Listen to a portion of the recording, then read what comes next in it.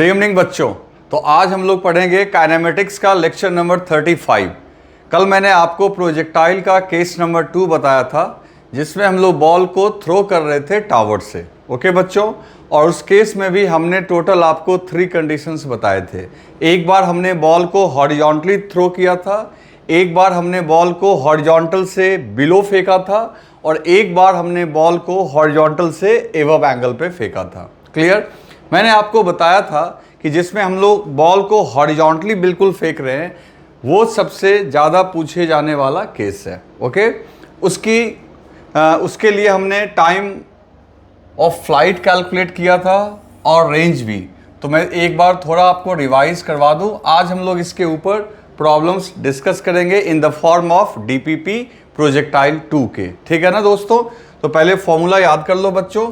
ये इस तरीके से गया था बच्चों, ये हाइट इसकी h थी और ये रेंज आपका क्या आ रहा था r।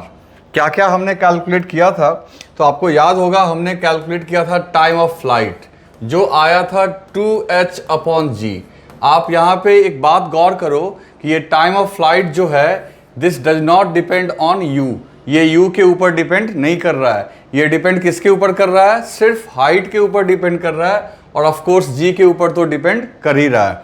रही बात रेंज की, तो रेंज इक्वल्स टू हमने क्या लिखा था? सिंपल सी बात है, इस वेलोसिटी को यानी हॉरिजॉन्टल कंपोनेंट ऑफ वेलोसिटी को हमने किससे मल्टीप्लाई कर दिया? टाइम ऑफ फ्लाइट से।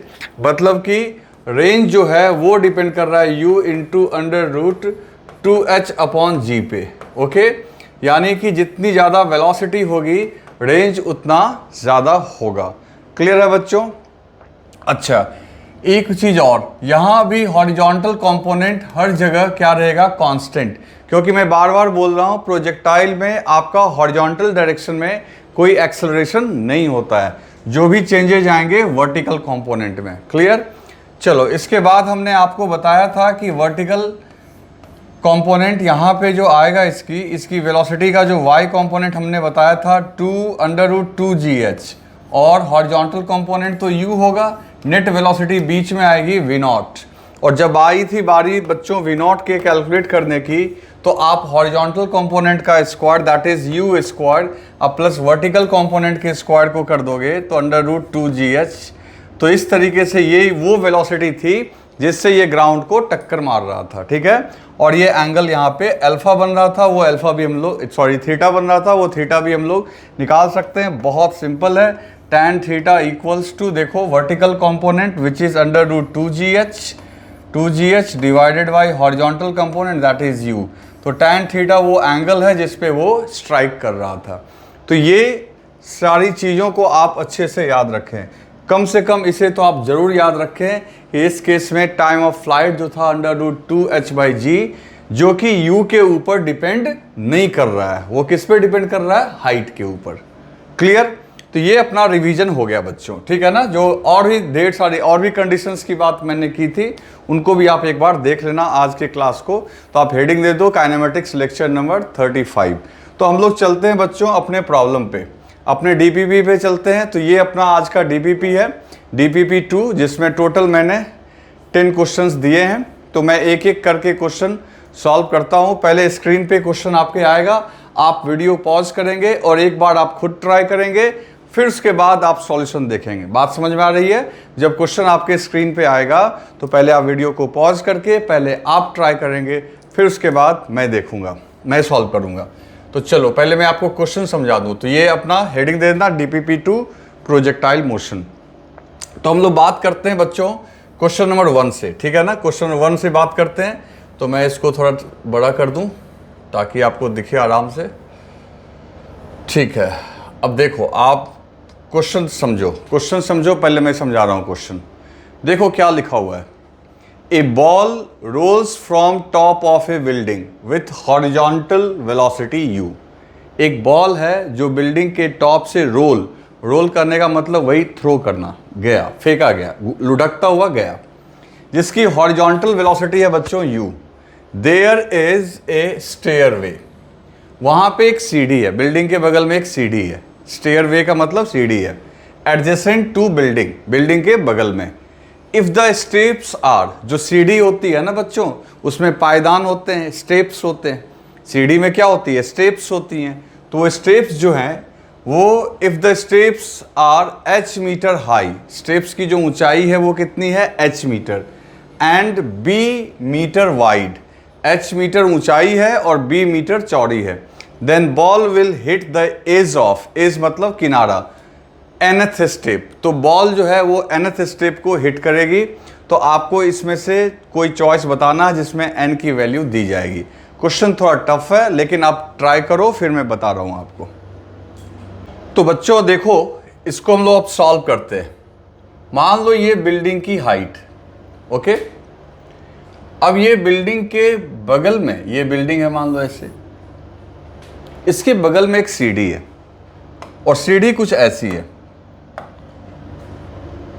ये हाइट सीढ़ी की h, फिर ये पहला स्टेप, फिर ऐसे दूसरा स्टेप, फिर ऐसे तीसरा स्टेप, ऐसे चौथा स्टेप। ये सीढ़ी है बच्चों, क्लियर है, आप देख लिया आपने।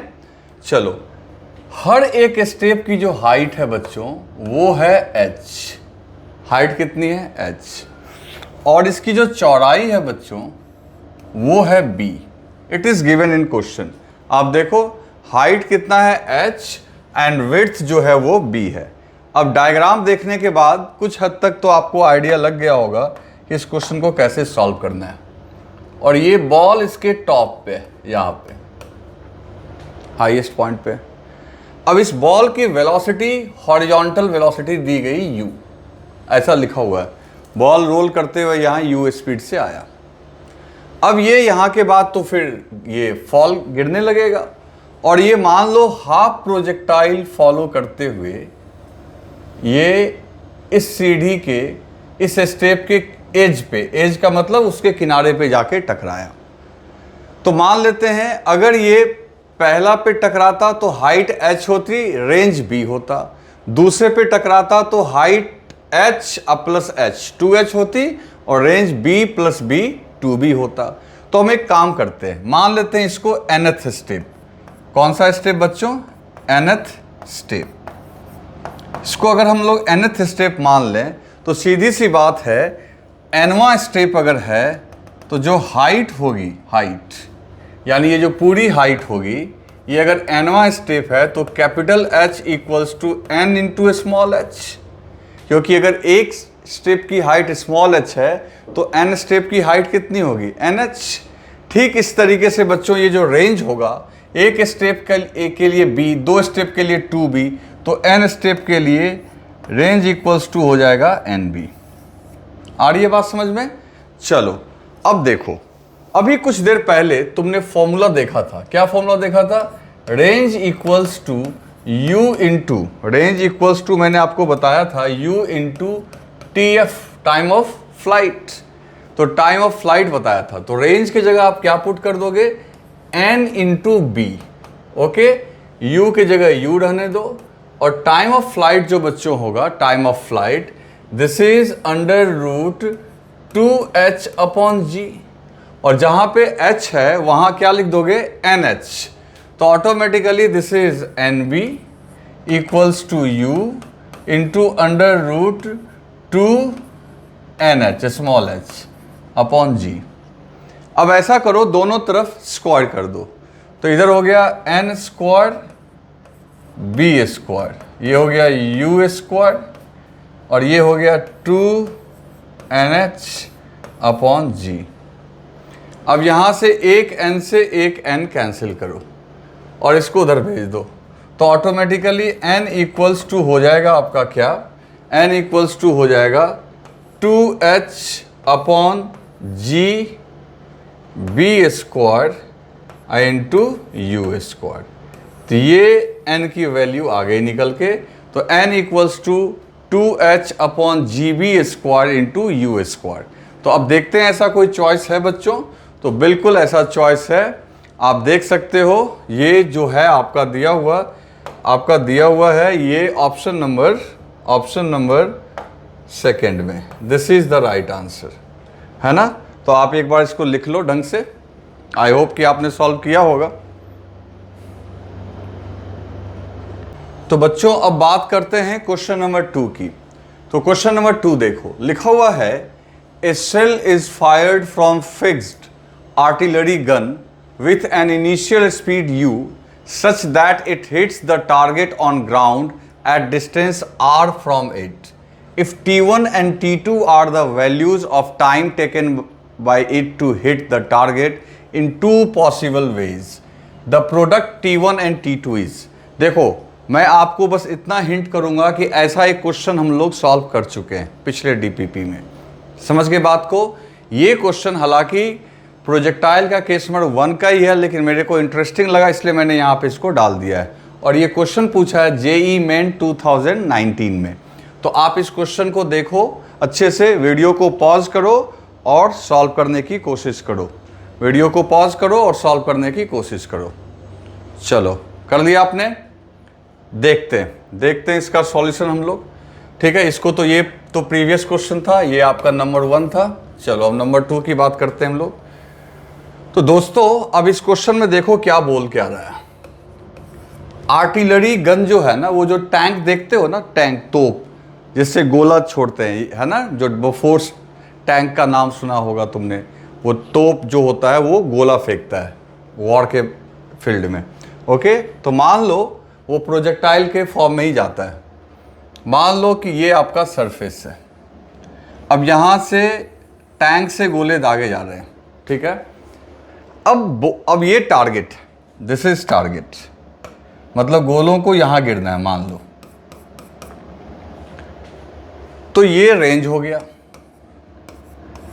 अब देखो उसने हल्का सा हिंट दिया कि यहां से 2 शेल फायर किया और दोनों जाके इसी को हिट कर रहा है ना, दोनों ने इसी को हिट किया, लेकिन उन दोनों के द्वारा लिया गया टाइम अलग अलग है। तो बच्चों आप कुछ अंदाजा लगा रहे हो ऐसा कब होता है? तो ऐसा तब होता है जब दोनों की एंगल जो होगी, यानी मान लो ये पहले का एंगल है, यू से फेंका, पहले का एंगल θ1 है और ये दूसरे का एंगल θ2 है। तो इसका मतलब है जरूर θ1 प्लस θ2 90 डिग्री होगा। तभी तो दोनों ही केस में रेंज क्या आ रहा है? सेम, क्योंकि टारगेट सेम हिट हो रहा है, लेकिन दोनों में लगने वाला टाइम ऑफ फ्लाइट जो है, इसमें t1 टाइम लग रहा है, इसमें t2, वो अलग अलग है। तो बस आप समझ जाओ। तो वही बोल रहा है t1 t2 के बीच में रिलेशन। तो देखो याद करो, ऐसा क्वेश्चन हम लोग ऑलरेडी सॉल्व कर चुके हैं। देखो डायरेक्ट ये क्वेश्चन आया। तो कहने का मतलब है कि एग्जाम में क्वेश्चंस तो इसी सारे कॉन्सेप्ट से आएंगे, बाहर से तो जाने का है नहीं। आपको हर एक क्वेश्चन को अच्छे से सॉल्व करना है। तो बच्चों एक काम करते हैं, जो θ1 है उसको आप थीटा मान लो और θ2 ऑटोमेटिकली हो जाएगा 90 माइनस थीटा, है ना, θ1 को थीटा, और टाइम t1 और t2 अलग अलग है। तो आप याद करो मैंने इसको ऑलरेडी सॉल्व कर रखा है। तो t1 इक्वल्स टू क्या हो जाएगा? तो पहली बात है, पहले प्रोजेक्टाइल को हमने फेंका है θ1 एंगल पे, जिसका θ1 को थीटा माना हुआ है। तो टाइम ऑफ फ्लाइट हो गया 2u sine theta upon g। ठीक, और t2 कितना हो जाएगा बच्चों? 2u साइन θ2, और θ2 क्या होगा? 90 माइनस थीटा। तो 90 माइनस थीटा अपॉन g, तो ये हो जाएगा आपका 2u cos theta upon g। Clear? अब याद करो, सेम प्रॉब्लम लोग डिस्कस कर चुके हैं। अगर t1 और t2 को मल्टीप्लाई कर दे तो आपको देखो इन दोनों को मल्टीप्लाई करो तो ये हो जाएगा आपका 4u square sine theta into cos theta upon g square, लिख सकते हैं ऐसे।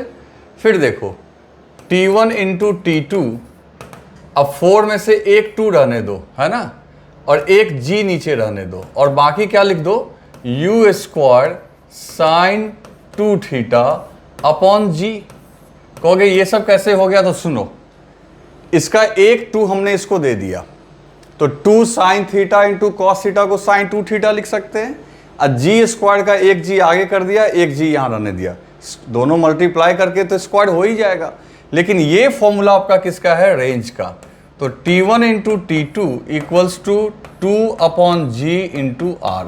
तो आपको तो याद होगा बच्चों, अब देखो चॉइस किस फॉर्म में दिया हुआ है, तो T1 और T2 का प्रोडक्ट पूछ रहा है, तो T1 और T2 का प्रोडक्ट जो आ गया 2R/G, है ना, आया कि नहीं आया। तो इस तरीके से हमने दिमाग लगाना है तो सारे प्रॉब्लम्स सॉल्व हो जाएंगे, कोई दिक्कत नहीं आएगी। तो इसका जो है आंसर आपका हो गया 4th।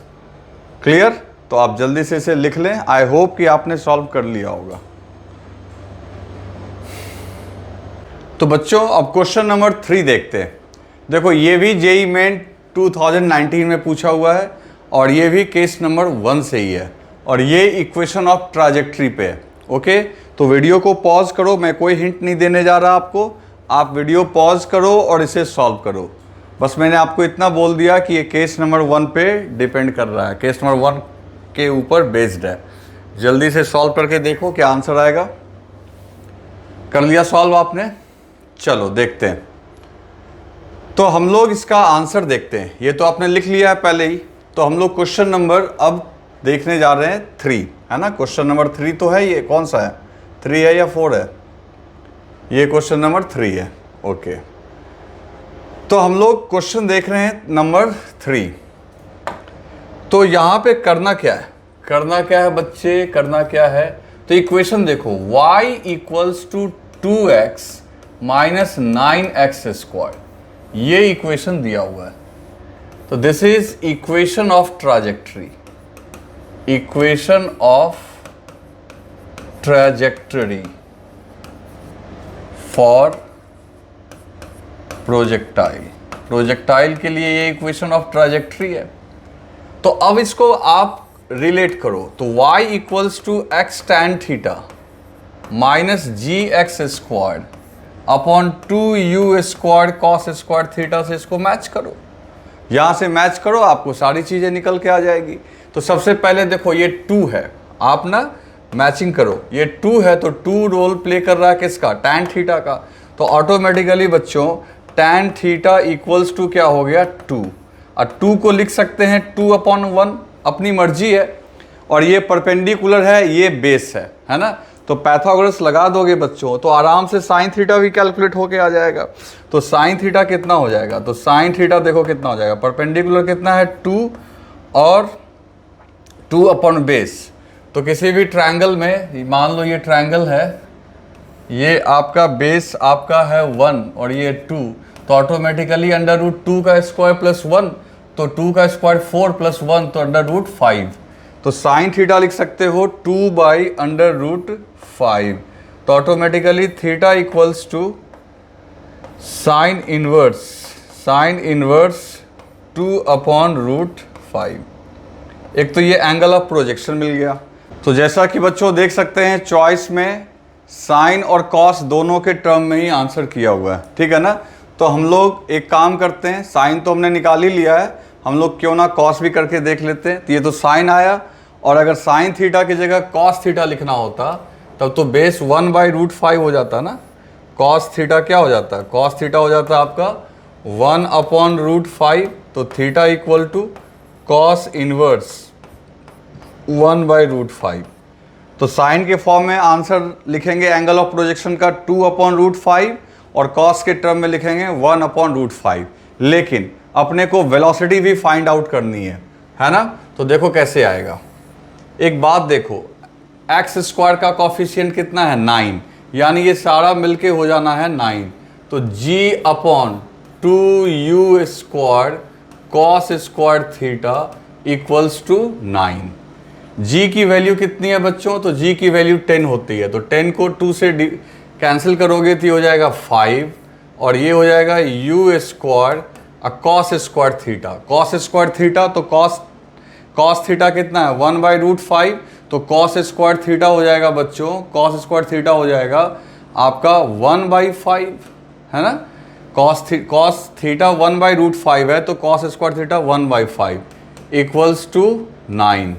अब ये 5 चला गया ऊपर, है कि नहीं, और u² को इधर ले आओ, तो 25 equals to 9u²। So u² equals to 25/9, hence u equals to √25/9, this is 5/3 metre पर सेकेंड। तो u की जो वैल्यू है वो निकल के आ गई 5/3।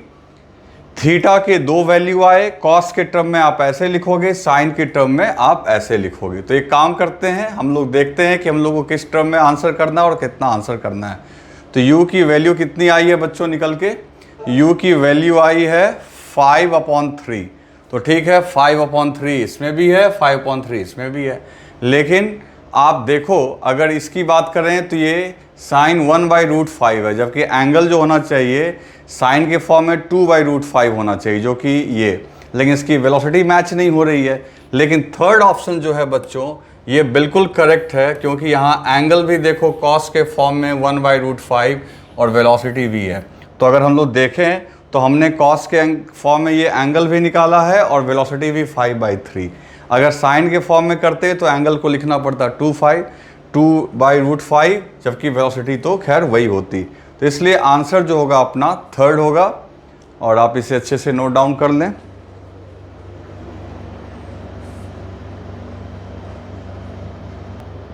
अब बात करते हैं दोस्तों क्वेश्चन नंबर 4 की। ठीक है, अब देखो ये एक तरीके से 2D का क्वेश्चन है, इसका प्रोजेक्टाइल से कोई खास लेना देना नहीं है। आप 2 डायमेंशन का क्वेश्चन है, चूंकि जेईई मेन 2019 में पूछा है इसलिए मैंने आपको ये दे दिया है। तो आप वीडियो पॉज करो और सॉल्व करो। ठीक है, कर लिया सॉल्व आपने? चलो देखते हैं। तो दोस्तों देखो यहां पे आपको क्या गिवन है, r इक्वल्स टू, आप देखो यानी पार्टिकल की जो पोजीशन है वो दी गई है बच्चों, r equals to 15t²i। Okay, 15t²i plus, फिर देखो और क्या दिया हुआ है, और क्या दिया हुआ है बच्चों, 4 - 20t²j, है ना, 4 - 20t²j। तो और दिया हुआ है 4 - 20t²j, ये दिया हुआ है, यानी 2D का मामला है। और क्या पूछ क्या रहा है आपको, पूछ रहा है acceleration. What is the magnitude of acceleration at t = 1 second. t = 1 second पे आप इसके एक्सेलरेशन के बारे में बताओ कि कितना होगा। एक्सेलरेशन बोलने का मतलब नेट एक्सेलरेशन। तो देखो सीधी सी बात, कैसे दिमाग लगाएंगे। पहली बात, ये इसके पोजीशन का x कंपोनेंट दिया हुआ है, ठीक है ना, और ये इसके पोजीशन का क्या दिया हुआ है, y कंपोनेंट। तो हम लोग अलग अलग करके स्टडी करते हैं, हम लोग हमेशा तो यही सीखते हैं ना। तो सबसे पहले for the motion along x axis, for the motion along x axis, x axis के लॉन्ग बात करते हैं। तो देखो x इक्वल्स टू क्या दिया हुआ है, 15t²। बच्चों इसको डिफ्रेंशिएट करो, दैट इज dx/dt, दोनों तरफ 15 कांस्टेंट है, बाहर आ गया, dt²/dt। तो dx/dt को हम लोग क्या लिख सकते हैं, vx। dx/dt को क्या लिख सकते हैं, vx। और यहाँ t² का पार्ट आगे आ गया, 15 × 2, और पावर में से एक घटा लो तो सीधा t बचेगा। पावर को आगे मल्टीप्लाई करो, एक उसमें से सब्ट्रैक्ट कर लो। तो vx इक्वल्स टू ये कितना आ गया बच्चों, 30t, है ना। वेलोसिटी कितनी निकल के आ गई, 30t। अब क्या करेंगे इसको हम लोग बच्चों, इसको हम लोग एक बार और डिफ्रेंशिएट करेंगे तो एक्सेलरेशन का x कंपोनेंट आएगा, और जब इसको आप डिफ्रेंशिएट करोगे वेलोसिटी को तो t तो खत्म ही हो जाएगा, तो 30 बाहर आ जाएगा और अंदर में dt/dt। तो ax की जो वैल्यू निकल के आ गई वो निकल के आ गई 30। ठीक है, चलो अब ay की बात करते हैं। ay कैसे आएगा, तो for the motion along y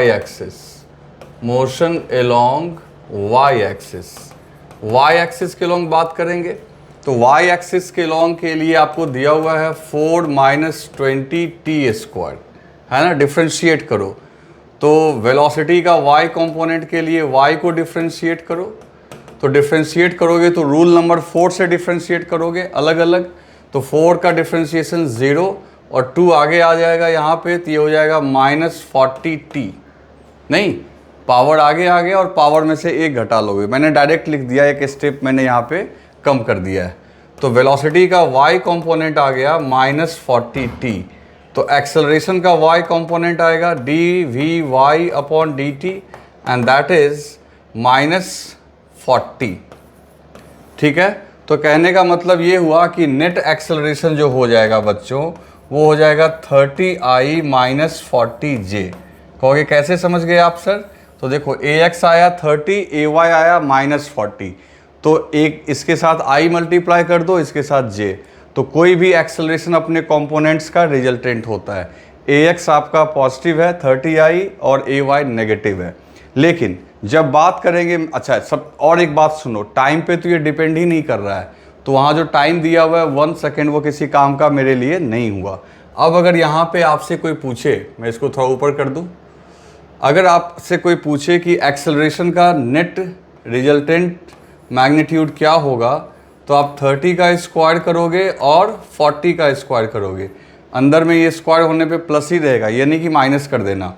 तो 3 का स्क्वायर और 4 का स्क्वायर तो 5 हो जाता है, तो सीधी सी बात है आंसर हो जाएगा 50 मीटर पर second square. This is the magnitude of acceleration which is given in choice. अब देख लेते हैं किसी चॉइस में दिया हुआ है, बिल्कुल दिया हुआ है, ये आपका चॉइस 1 में दिया हुआ है। तो देखो टाइम की कोई ज़रूरत ही महसूस अपने को नहीं हुई, सीधा हम लोग, क्योंकि एक्सेलरेशन का दोनों ही कंपोनेंट टाइम पे डिपेंड कर ही नहीं रहा है। तो आप इसे जल्दी से लिख लो। अब बच्चों, अब देखते हैं हम लोग क्वेश्चन नंबर 5। ये एक बहुत बढ़िया क्वेश्चन है, इसमें एक नया कॉन्सेप्ट आपको सीखने को मिलेगा। एक बार क्वेश्चन को आप अच्छे से पढ़ लो, ठीक है, और वीडियो पॉज करके आप ट्राई भी कर लो, नहीं तो फिर मैं इसे सॉल्व करके आपको बताता हूं। कर लिया आपने ट्राई? चलो देखते हैं इसके आंसर को। देखो एक काम करते हैं, मान लो कोई हॉरिजॉन्टल से, है ना, कोई हॉरिजॉन्टल से गन फायर कर रहा है कुछ भी, तो वो चाहे तो कितना दूर तक हर जगह पे फायरिंग कर सकता है। तो आप अपने पास से लेके दूर तक कहाँ तक गोली चला सकते हो, जब तक कि तुम्हारी रेंज मैक्सिमम ना हो जाए। जैसे देखो यहाँ से वो चाहे तो यहाँ भी फायर कर सकता है, यहाँ भी, यहाँ भी, यहाँ भी, यहाँ भी, यहाँ भी, है ना। मान लो ये मैक्सिमम रेंज इसकी यहाँ तक गई, तो यहाँ तक तुम फायरिंग कर सकते हो। अब ये तुम्हारी मैक्सिमम रेंज हुई, ये आर मैक्स, यहाँ तक तुम हर जगह पे फायर कर सकते हो। ये तो एक डायरेक्शन की बात हो गई, ये एक डायरेक्शन की बात हो गई, लेकिन तुम गन लेके 360 पे मूव कर सकते हो चारों तरफ, है ना, 360 पे मूव कर सकते हो। तो इसका मतलब है तुम इस आर मैक्स, इस रेंज को रेडियस मानते हुए अगर तुम एक सर्कल ड्रॉ कर दोगे, तो इस पूरे सर्कल में आप फायरिंग कर सकते हो। कुछ समझ में आया मैं क्या बोलना चाह रहा हूं? कि आप अगर चाहो तो आप अपने मैक्सिमम रेंज को, ये आर मैक्स जो है, ये आपके लिए काम करेगा रेडियस का, और रेडियस का काम करेगा तो जो एरिया आपका निकल के आएगा, वो निकल के आएगा, सर्कल का एरिया होता है पाई आर स्क्वायर। तो रेंज जो आपका, जो आर मैक्स, मैक्सिमम रेंज जो तुम निकाल रहे हो, उसका स्क्वायर, ये आपका एरिया आ गया। दिस इज एरिया, जहाँ तक गोली तुम फायर कर सकते हो। आ रही है बात समझ में? और रेंज मैक्स कब आता है तो आपको भी पता है ये कब करना होता है। ये हम लोग थीटा इक्वल्स टू 45 डिग्री पे करते हैं। कब करते हैं? 45 डिग्री पे। तो अब एक काम करो, यहाँ पे दो अलग अलग गन्स हैं, देखो 2 गन्स A और B। A की स्पीड है 1 और B की स्पीड है 2, और ये दोनों ही फायरिंग कर रहे हैं। तो एक काम करते हैं, और दोनों को सर्कल ड्रॉ करना है। तो मान लो A का सर्कल ये है, अब बी का सर्कल, बी ने इस सर्कल में आपका फायरिंग किया है, तो इसकी एरिया मान लो A1 है, इसकी एरिया A2। क्लियर? तो एक काम करो, इसका रेडियस पहले निकालो। रेडियस का रोल कौन प्ले करने वाला है बच्चों? रेंज। तो लिखोगे R1, ठीक है ना, R1 इज इक्वल टू, इसकी स्पीड को u मान लेते हैं, हालांकि दिया हुआ है 1, लेकिन u मान लो, तो u स्क्वायर साइन 2 थीटा, तो 2 इंटू 45 तो 90 हो जाएगा, तो साइन 90 अपॉन जी। तो इसका रेडियस हो गया बच्चों u स्क्वायर अपॉन जी। साइन 90 तो 1 होता है। इसके केस में आ जाते हैं, इसका जो रेडियस होगा तो इसकी वेलोसिटी है 2u। कहोगे कैसे? तो देखो, जैसे कि इसका स्पीड आपका कितना है 1 किलोमीटर पर सेकेंड और इसकी स्पीड है 2 किलोमीटर पर सेकेंड, तो 1 को अगर u मान लोगे तो ऑटोमेटिकली ये कितना हो जाएगा 2u। तो वही काम हम लोग यहाँ पे कर रहे हैं, इसलिए हमने यहाँ पे 2u मान लिया।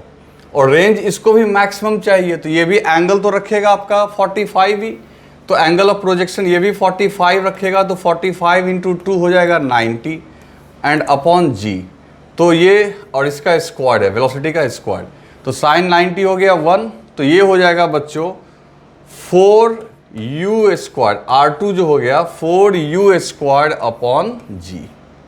ये इसका रेडियस आ गया। अब क्या बोल रहा है? आपको बोल रहा है एरिया का रेशियो, तो A1 अपॉन A2, तो A1 की बात करोगे तो पाई R1 square upon pi R2 square करोगे ना भाई। तो अब सीधी सी बात है, देखो u स्क्वायर बाई जी, यहाँ भी u स्क्वायर बाई जी, पाई पाई भी कैंसिल, तो सिर्फ ऊपर में क्या रह जाएगा, यहाँ पे रह जाएगा 1, ठीक है ना, यहाँ पे बचेगा 1 का स्क्वायर क्योंकि रेडियस का स्क्वायर करना है, और नीचे में ये हो जाएगा 4 का स्क्वायर। 4 का स्क्वायर क्यों हो गया बच्चों? क्योंकि R2 स्क्वायर है, तो R2 स्क्वायर है तो 4 का स्क्वायर करोगे तो यहाँ 4 का स्क्वायर करोगे और यहाँ पे क्या हो जाएगा 1 का स्क्वायर, बाकी u स्क्वायर इसका कैंसिल, जी इसका कैंसिल, बाकी चीज़ें कैंसिल, लेकिन ऊपर में 1 का स्क्वायर रह जाएगा, नीचे में 4 का स्क्वायर। फिर से स्क्वायर क्यों किए? क्योंकि अपने को एरिया का रेशियो मांगा है, रेंज का रेशियो नहीं, एरिया, और एरिया होता है पाई इंटू रेंज का स्क्वायर। तो रेंज खुद इसका देख सकते हो, इसका रेंज R1 है और इसका रेंज है 4 इंटू दिस, तो u स्क्वायर बाई जी को R1 लिख सकते हो, तो R2 इक्वल्स टू 4R1 हो जाएगा कि नहीं हो जाएगा। तो अगर R2 R1 का 4 गुना है, अगर रेडियस 4 गुना है, तो एरिया तो आपका 16 टाइम्स हो जाएगा। तो वही मैंने यहाँ पे 4 टाइम्स लिख दिया है। तो 4 का स्क्वायर करोगे तो बच्चे यहीं पे गलती करते हैं, वो जल्दीबाजी में 1:4 लिख देंगे, लेकिन आंसर क्या होगा बच्चों इसका 1:16। क्या होगा 1:16। तो अब देखो हम लोग चॉइस में देखते हैं, तो हम लोग के चॉइस में ये दिया हुआ है, सेकंड में दिया हुआ है, लोग जल्दीबाजी में इसे भी मार्क कर सकते हैं। तो इसमें हमने एक नया चीज़ सीखा, ये एरिया वाली बात, अब प्लस रेशियो निकालते समय भी अपने को ध्यान रखना है। तो इसे लिख लो, नोट डाउन कर लो। तो बच्चों अब बात करते हैं हम लोग क्वेश्चन नंबर 6 की। ध्यान से देखो क्वेश्चन नंबर 6। तो क्वेश्चन नंबर 6 में आप देखो ज़रा तरीके से क्या लिखा हुआ है। लिखा हुआ है ए पर्सन एम्स मतलब निशाना लगाता है, aims a gun at a target located at a horizontal distance of 100 metre. एक टारगेट है उससे 100 मीटर्स की दूरी पे। इफ़ द गन इम्पार्ट्स का मतलब होता है वेलोसिटी देना। इम्पार्ट का मतलब क्या होता है बच्चों? वेलोसिटी देना। गन जो है वो बुलेट को क्या करती है? वेलोसिटी देती है। बुलेट तो रुकी हुई होती है, गन उसको वेलोसिटी देती है। Imparts a horizontal speed of 500 metres पर सेकेंड। तो गन ने उस बुलेट को रफ्तार दिया, कितना रफ्तार दिया? 500 मीटर पर second to the bullet. At what height above the target. Target मतलब जहां निशाना लगाना है। तो कहता है उस टारगेट से कितना ऊपर वो एम करे, मतलब निशाना बनाए, in order to hit it, उसको टकराने के लिए। अब दिमाग तुम लगाओ कि ऐसा क्या पूछा जा रहा है यहाँ पे, तुम सोच के देखो। वीडियो पॉज करो और सोचो कि क्या पूछा जा रहा है। तो देखो बच्चों, क्या दिमाग लगाना है। अगर गन को तुमने हॉरिजॉन्टल रखा तो उससे निकलने वाली बुलेट जो है उसे थ्रो तो तुमने हॉरिजॉन्टल ही किया, लेकिन तुम्हें पता है कि ये जब ये हॉरिजॉन्टल मूव करेगा तो ये इस तरीके से एक बार बंदूक से निकलने पे ये पैराबोलिक पाथ पे चलेगा, है ना। तो पैराबोलिक पाथ पे चलेगा तो निश्चित तौर पे ये स्ट्रेट लाइन में नहीं जाएगा। तो मान लो टारगेट अगर यहाँ पे है, ये आपका टारगेट,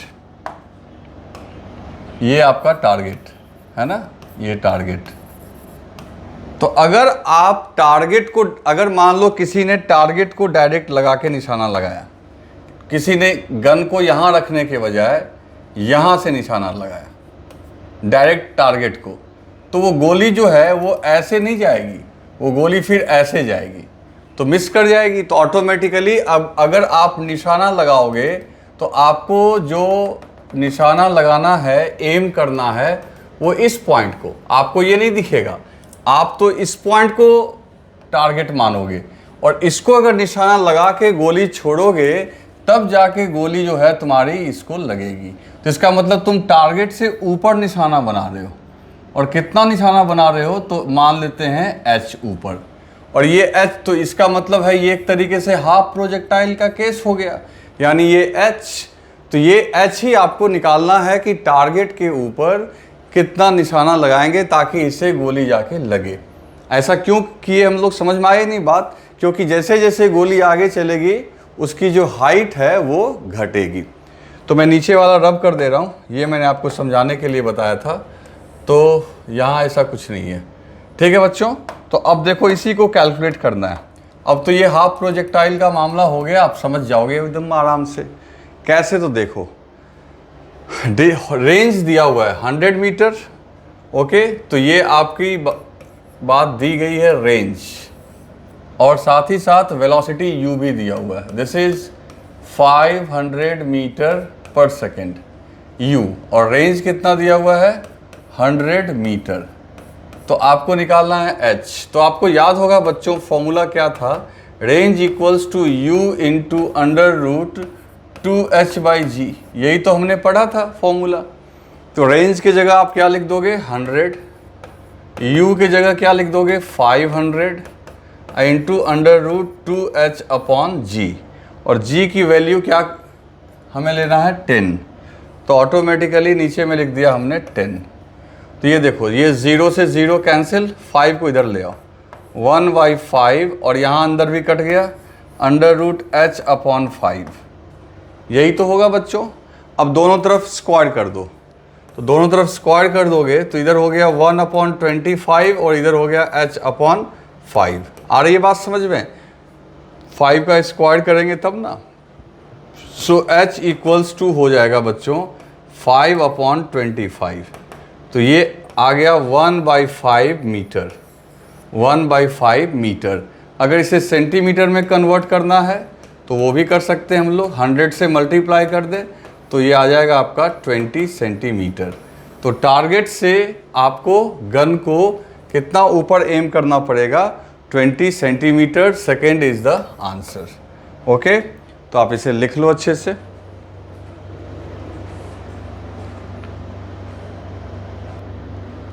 तो दोस्तों अब देखते हैं क्वेश्चन नंबर 7। वीडियो पॉज करो, आप सॉल्व करो। इसमें भी कुछ भी मेरे को लगता नहीं है कि हिंट देने की ज़रूरत है, आप समझो ये कौन सा केस है, कैसे है, क्या है, नहीं है, ठीक है। कर लिया आपने सॉल्व, चलो देखते हैं। पहली बात कि इस क्वेश्चन में आप देखो यहाँ पे 2-3 इंफॉर्मेशन दिया हुआ है कि टॉप ऑफ द टावर, तो प्रोजेक्टाइल का केस नंबर 2 हुआ, और बॉल को जो फेंका गया है स्पीड 20 मीटर पर सेकेंड से अपवर्ड, और एंगल दिया हुआ है 30 डिग्री, यानी केस नंबर 2 का कंडीशन नंबर 3 है। कल याद करो कंडीशन नंबर 3 में हम लोग हॉरिजॉन्टल से एवं फेंक रहे थे कि नहीं फेंक रहे थे, वही है, अपवर्ड लिखा हुआ है और at angle 30 degree to horizontal. तो पूछ रहा है कितने देर में ग्राउंड को हिट करेगा। तो आप यहाँ पे देखो, सबसे पहले हम लोग यहाँ टावर बना लेते हैं, दिस इज टावर। और टावर की ऊंचाई, ये जो हाइट दी गई है ये 40 मीटर दी गई है। और जो बॉल है आपका वो यहाँ से थ्रो किया गया ऐसे, जो कि हॉरिजॉन्टल से 30 डिग्री के एंगल पे। याद होगा आपको कल ये डायग्राम, और ये ऐसे आके यहाँ गिर गया होगा। तो अपने को टाइम ऑफ फ्लाइट ही निकालना है। तो u का एक कंपोनेंट हो गया u cos 30 और एक कंपोनेंट हो गया ऊपर की ओर बच्चों u sin 30 डिग्री। तो हॉरिजॉन्टल कंपोनेंट से मेरे को लेना देना नहीं है, हाइट निकालनी है ना, तो सॉरी टाइम निकालना है ना, तो h इक्वल्स टू दिया हुआ है। तो हम लोग सीधा लिख देंगे यहाँ पे फॉर द मोशन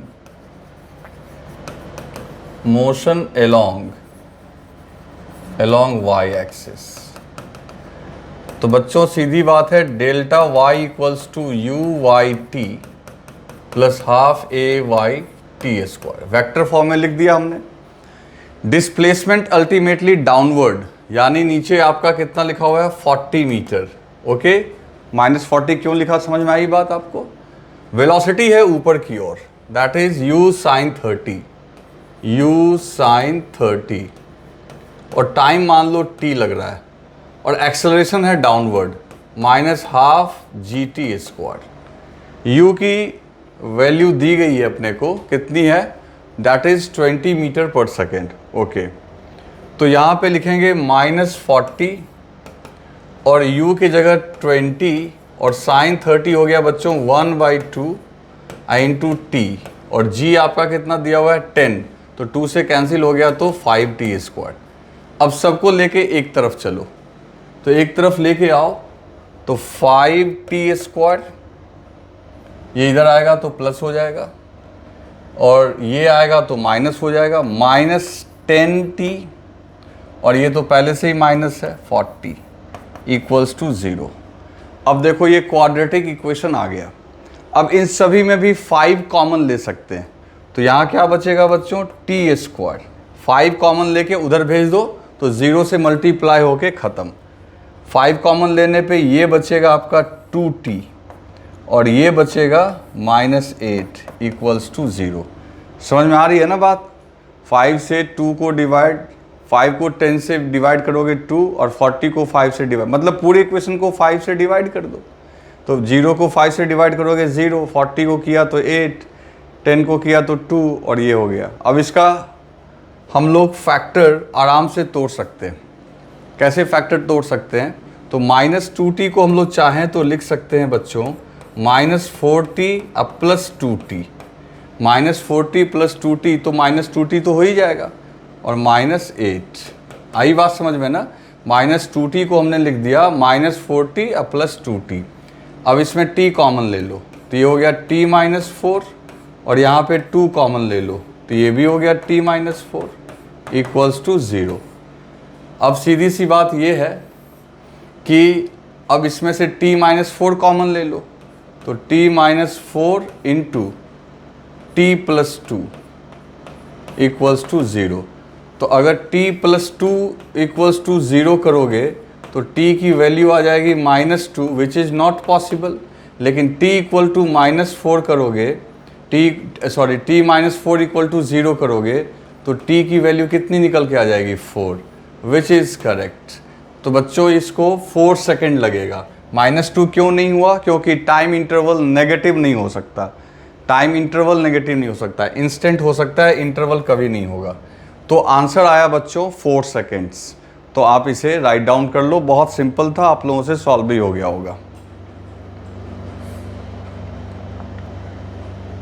देखो अब ये है क्वेश्चन नंबर 8। दरअसल दोस्तों ये HC वर्मा का क्वेश्चन नंबर 42 है। अब ये डायग्राम उस बुक में ही बनाया हुआ है, लेकिन ये डायग्राम आपको मिसगाइड करेगा। इस डायग्राम के ऊपर मत जाना, आप क्वेश्चन पे ध्यान दो। मैंने जानबूझ के डायग्राम दे दिया है और वहाँ बुक में भी यही डायग्राम दिया हुआ है, लेकिन ये डायग्राम आपको मिसगाइड करेगा, मतलब आप गलत डायरेक्शन में चले जाएंगे अगर इस आप डायग्राम को फॉलो करेंगे तो। पहले क्वेश्चन समझो क्या लिखा हुआ है। A staircase contain 3 step. Staircase मतलब सीढ़ी, समझ में आ रही है बात बच्चों? स्टेयर केस का मतलब है सीढ़ी। A staircase contain 3 steps, total 3 steps हैं उसमें, 1 2 3। ओके, 3 स्टेप्स हो गए, 1 2 3।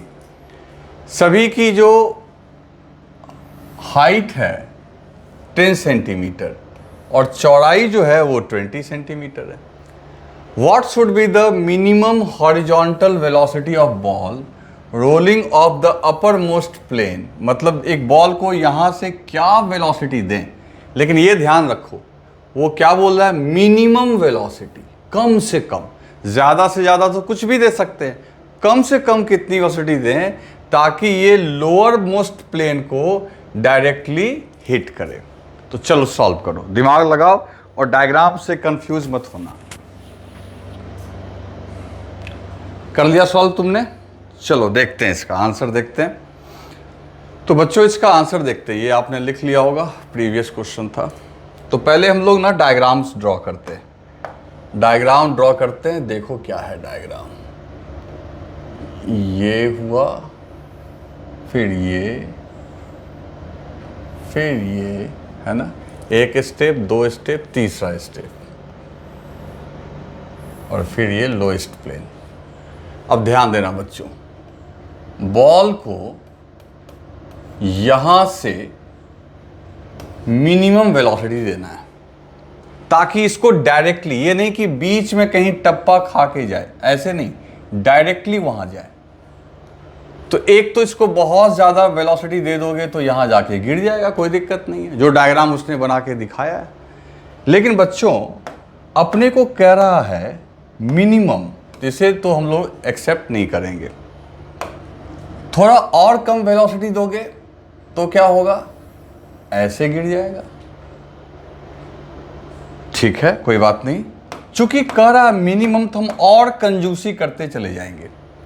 एक टाइम आएगा बच्चों जब ये इतनी कम वेलोसिटी होगी, यू मिनिमम, कि ये जस्ट यहां से, समझो कि अब दिमाग लगाना, ये बॉल जस्ट इस कॉर्नर से, देखो मैंने कॉर्नर को टच नहीं करवाया, इस कॉर्नर को टच नहीं करवाया, थोड़ा सा एक मॉलिक्यूल मान के चलो, एक मॉलिक्यूल, थोड़ा सा, एकदम माइक्रोमीटर, मिलीमीटर का भी 1000वां हिस्सा से अगर ये बच गया, नहीं टकराया, तो अल्टीमेटली ये गिर तो जाएगा नीचे ही। तो मेरे को क्या ध्यान रखना है कि यहां बचाना है, यानी कि एक तरीके से देखा जाए तो देखो ये है 20 सेंटीमीटर और ये है 20 सेंटीमीटर, यहां से यहां तक। तो अगर इस बॉल की रेंज 40.00000, जब तक जीरो लगाना है लगा दो, इतना सेंटीमीटर हो, तब तो पक्की बात है ये बॉल डायरेक्टली आ जाएगा। यानी इसका रेंज हमको 41 करने का जरूरत नहीं है, 40.000। लेकिन आप समझते हो कि मैथमेटिकली इतनी छोटी सी वैल्यू को हम r को लगभग क्या लिख लेंगे, 40 सेंटीमीटर ही लिख लेंगे। तो आप कहोगे कि नहीं सर 40 में तो टकरा जाएगा, मैं बोल रहा हूं ना 40 से इतना ज़्यादा, तो इसका कुछ नाम तो है नहीं, तो आप इसे 40 ही लोगे। क्लियर? तो ये एक प्रोजेक्टाइल है जिसका रेंज आपको ले लेना है 40, और जिसकी हाइट कितनी होगी तो वो तो खैर क्लियर है, ये 20, ये 10 सेंटीमीटर और ये स्टेप भी आपका 10 सेंटीमीटर। तो ये हो गया h, जो हो गया ये 20 सेंटीमीटर। अब प्रॉब्लम सॉल्व हो जाएगा। और जो डायग्राम बनाया हुआ था उससे ये कभी नहीं, उसमें आप इसको भी कंसिडर कर लोगे, आपका रॉन्ग आएगा। क्लियर? अब तो कुछ नहीं है, अब आपको पता है कि रेंज इक्वल्स टू फॉर्मूला होता है u into time of flight, पता है ना आपको। तो रेंज के अब मीटर में कन्वर्ट कर दो इन सबको, तो 40 सेंटीमीटर को 40/100 से डिवाइड कर दो, u आपको निकालना है। टाइम ऑफ फ्लाइट क्या होता है बच्चों, √2h/g। तो √2h, h कितना है आपका 20 सेंटीमीटर, तो उसको भी मीटर में कन्वर्ट करो, 20/100 और एक तो नीचे में g ऑलरेडी है, तो 10 × 100। ये 100 से क्यों डिवाइड दिया, समझ में आया ना तुम्हें? चलो अब इसे सॉल्व कर लेते हैं। पहली बात कि देखो ये 0 से ये 0 कैंसिल हो गया और ये कितना आ जाएगा बच्चों, ये आ जाएगा आपका यहाँ पे एक 0 से एक 0 कैंसिल, 4/10 इक्वल्स टू u। अब ये क्या होगा, 2 × 2 4 का अंडर रूट आ जाएगा 2 और यहाँ कितना बच रहा है आपका 100, तो 100 का अंडर रूट आएगा आपका 10। तो देखो ये 10 और 10 भी कैंसिल हो गया, तो u equals to 4/2 that is 2 metre पर सेकेंड। यानी उसे कम से कम 2 मीटर पर सेकेंड से आपको थ्रो करना पड़ेगा, तब जाके वो लोएस्ट प्लेन तक आएगा। क्लियर है बच्चों? तो इसे लिख लो।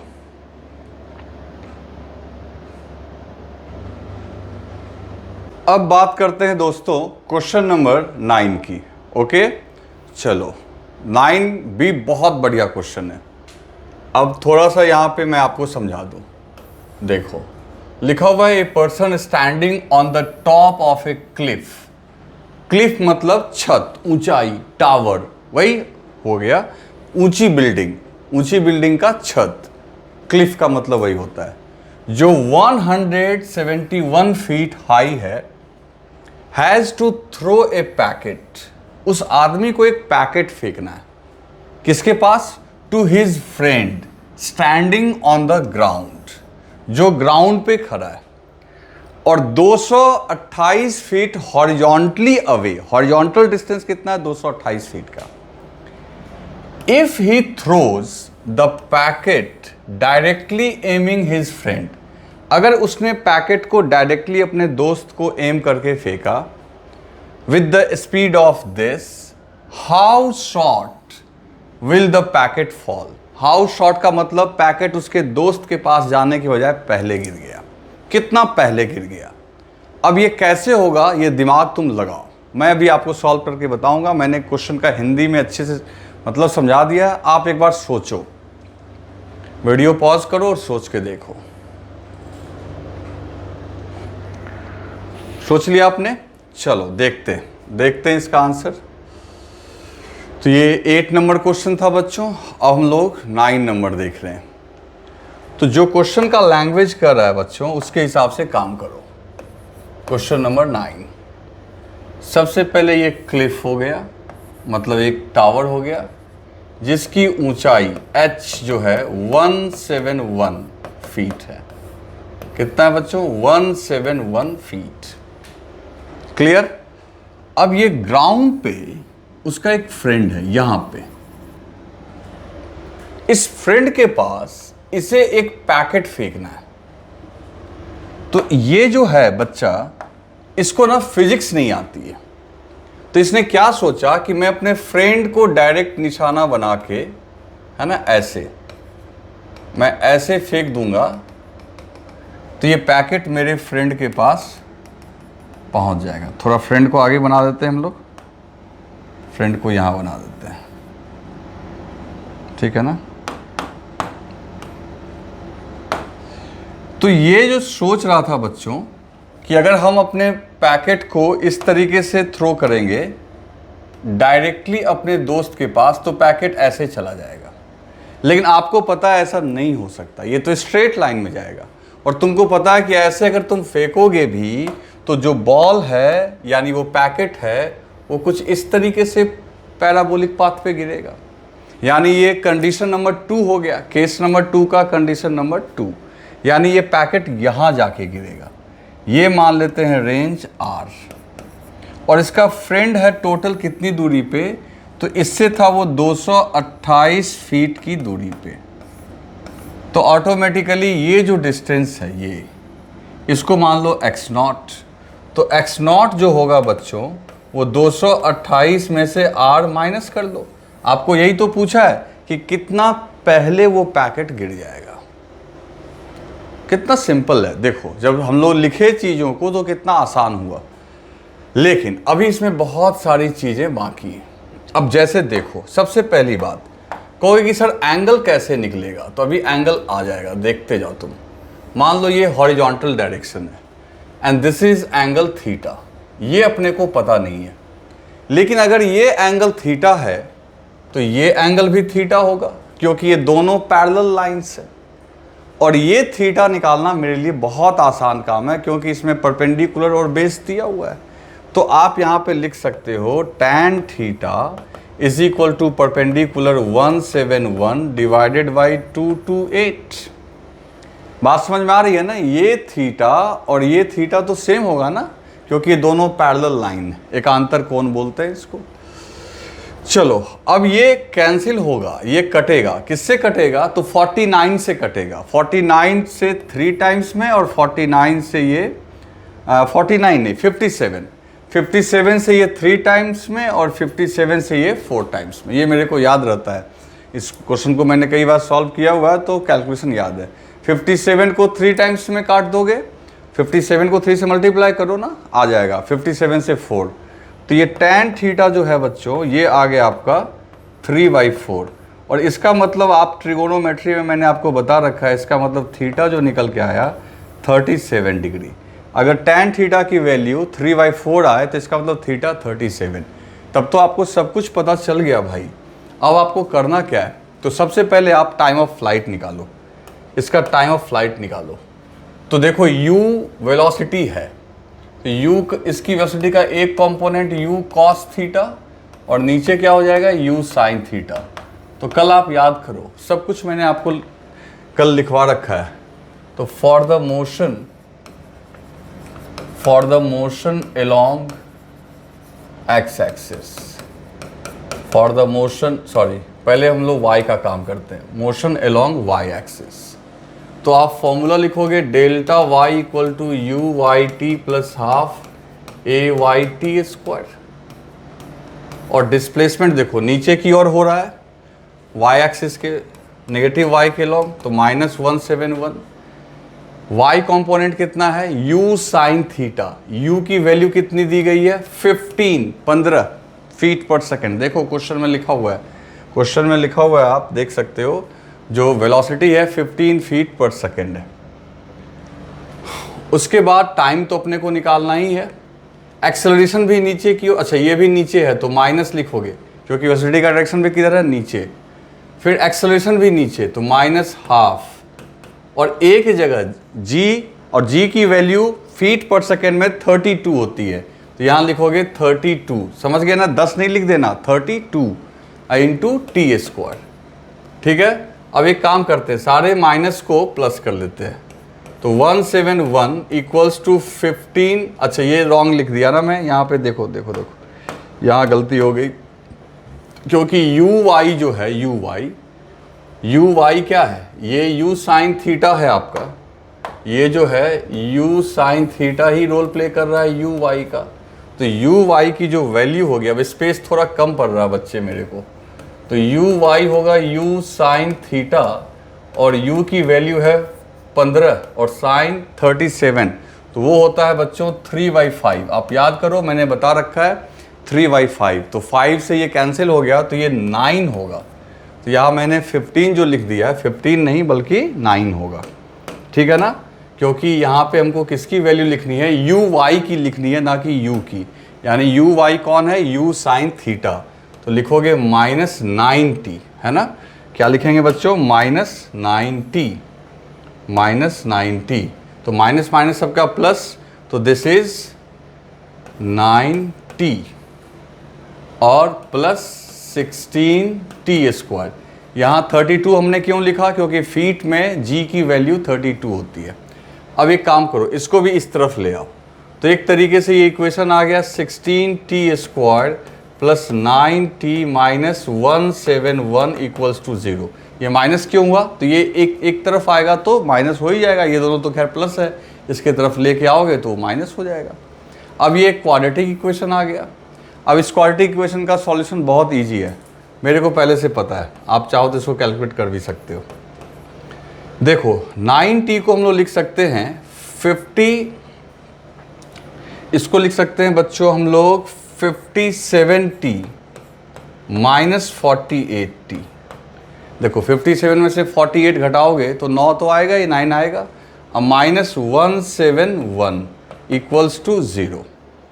ठीक, अब यहाँ पे क्या करो, t कॉमन ले लो, तो t कॉमन ले लोगे तो 16t प्लस 57, ठीक है।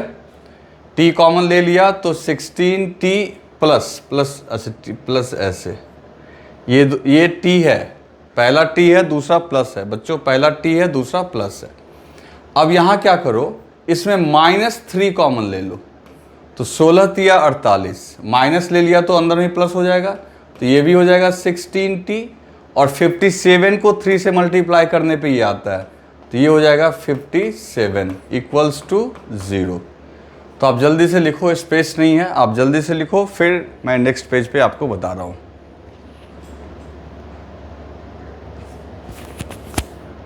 तो दोस्तों उस इक्वेशन को सॉल्व करने से ये आपका आ जाएगा 16t प्लस 57 और t माइनस 3 इक्वल्स टू 0। अब एक तो ये होगा 16t प्लस 57 इक्वल्स टू 0, तो t equals to minus 57 upon 16, not possible, ये तो हो नहीं सकता। तो सीधी सी बात है, t की वैल्यू कितनी निकल के आ जाएगी, 3। t की वैल्यू कितनी आ गई, 3। ठीक है, अब बात करते हैं बच्चों रेंज की। तो रेंज इक्वल्स टू, याद करो फॉर्मूला, कल मैंने बता रखा है, range equals to ux into time of flight. ux कितना हो जाएगा, u cos theta into time of flight, और u कितना है आपका, तो r इक्वल्स टू लिख सकते हैं हम लोग 15, और cos 37 कितना होता है 4/5, है ना, और टाइम ऑफ फ्लाइट अभी निकाला हमने 3, तो यहाँ से देखो ये कितना आके निकल रहा है, तो ये आपका यहाँ से कैंसिल हुआ 3 टाइम्स में, तो r इक्वल्स टू आ गया 36।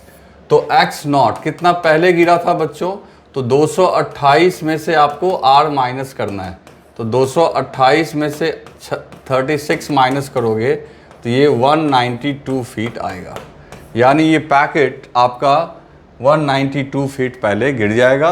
तो देखो यहाँ पे हमारा यही निकालना था ना, इसमें हमने याद है ना ये कॉमन ले लिया इसलिए वहाँ पे आ गया था। तो देखो x नॉट 228 यानी पैकेट यहाँ पे गिरा, x नॉट पहले 192 फीट। तो आप इसे लिख लो एक बार अच्छे से, ठीक है। तो बच्चों क्वेश्चन नंबर 10 जो है ये आपका होमवर्क हो गया, इसे आप अच्छे से सॉल्व कीजिएगा। आज टाइम बचा नहीं कि मैं बना सकूं, आप खुद से सॉल्व कीजिए, बहुत इजी क्वेश्चन है।